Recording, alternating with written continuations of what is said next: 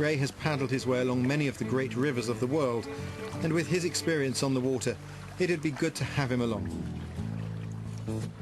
Besides, he'd be able to appreciate my singing.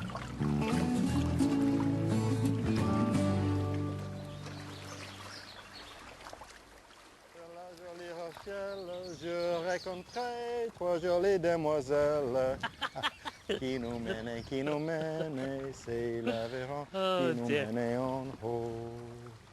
If you time the comment to the song perfectly, you're going to just distract me. You're doing it too soon. I've seen these rocks. Je raconterai trois jolies demoiselles. Je raconterai trois jolies demoiselles.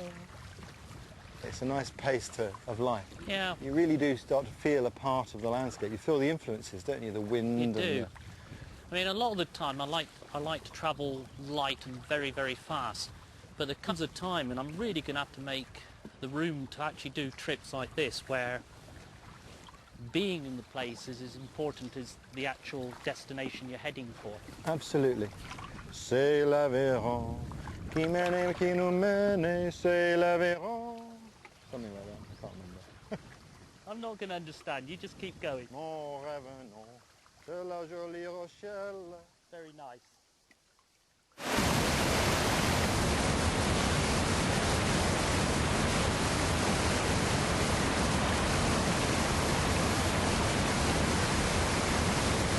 Nice if that rock wasn't there.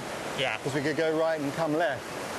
But that's in exactly the wrong place, isn't it? But we need to have a look. The only clear way to assess a rapid is to leave the canoes and take a look from the shore. Ray and I could then decide on the best route through and check for any hidden dangers. That way, there's my marker.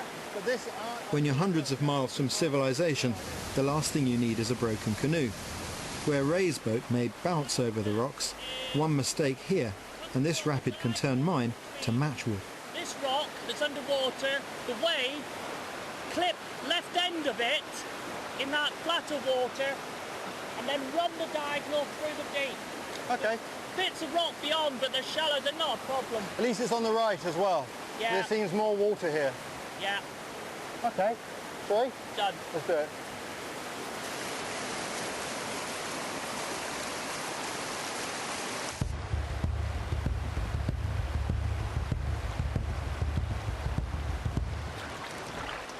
It was great to see Ray in his element. His focus on the canoe was total.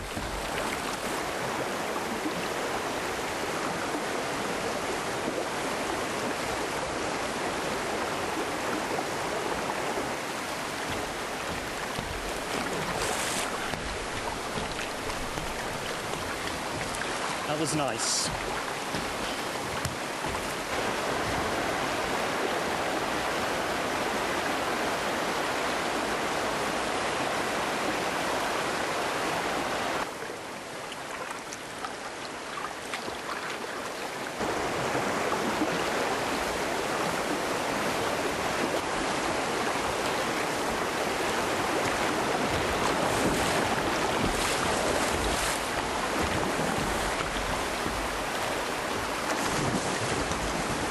Lovely. Fantastic. Whitewater's always exhilarating. It makes a nice change from the sections where you paddle slowly and you're doing all the motoring of the boat. It's nice the way the river just picks you up and you feel the current taking, and all of a sudden you're having to think 3 or 4 steps ahead. Wakes you up. It's great. Brilliant. I clipped a couple of rocks in there. A little bit of damage to the paddle. Have to repair that later. That was fun. That was good.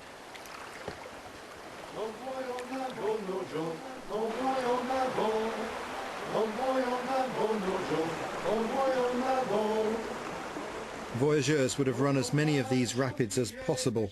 Time was of the essence, and it's far quicker and easier than carrying everything round. Even without cargo, there's enough to carry, which is why, when canoeing, you must still travel light.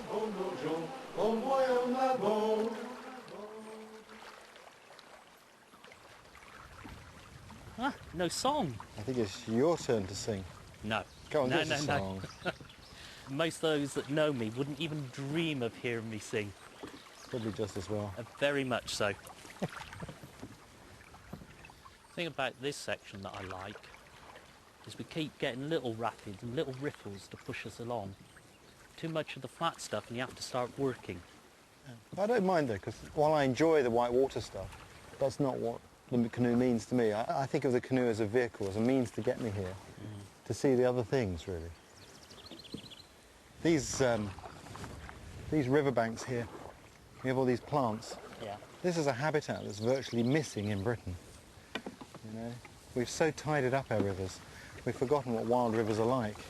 When I come to somewhere like this, it always makes me think of what we've lost.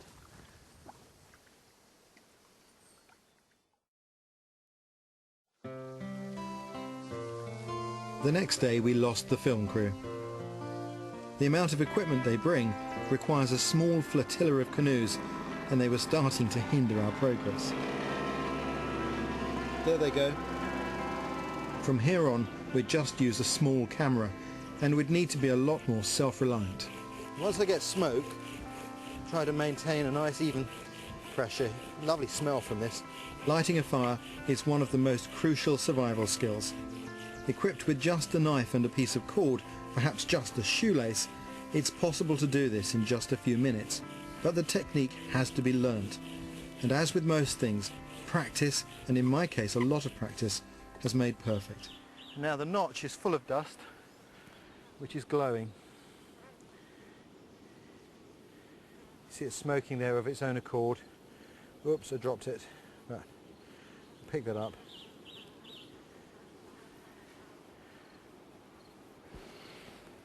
And add him to the tinder that we've prepared, like so.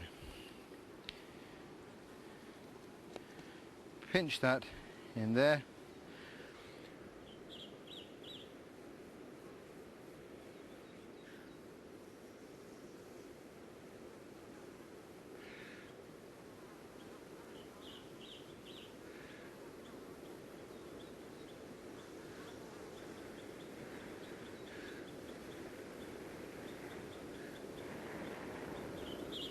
And away we go. Okay? And of course that then we can take to our birch bark, and there's our fire.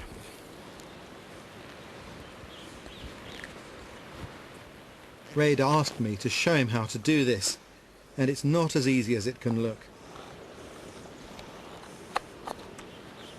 Whoops.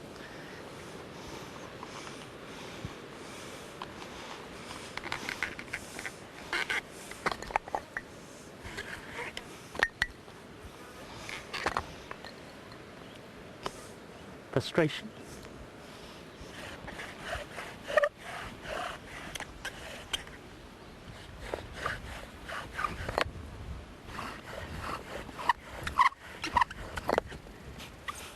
Bushcraft is all about taking your time, keeping on trying, and not losing your temper. Ray was doing very well at all three. He may have been hot and bothered, but he stuck to his task.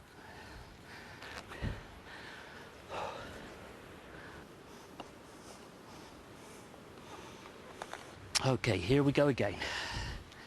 When I teach this technique on courses, I can easily tell who will succeed and who will not, because more than half of it is in the mind.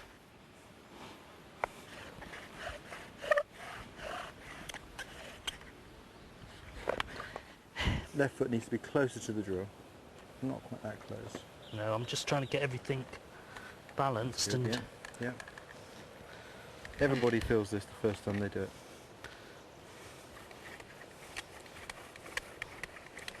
Push down with your left hand.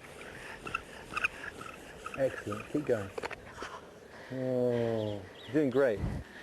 each time gets closer. For more than an hour, he persevered.